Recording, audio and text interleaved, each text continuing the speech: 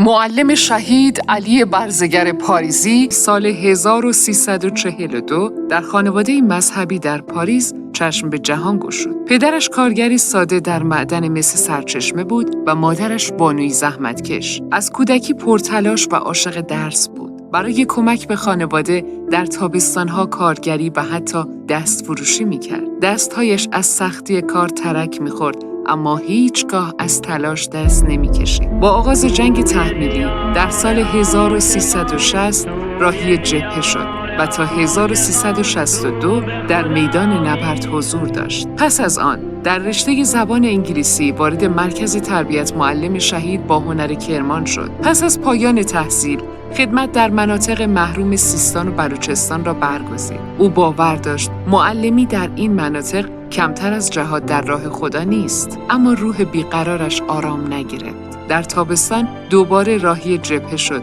و در عملیات کربلای 4 و 5 حضور یافت. سرانجام در عملیات کربلای 5 به فیض شهادت نائل آمد و پیکر مطهرش در گلزار شهدای پاریس آرام گرفت.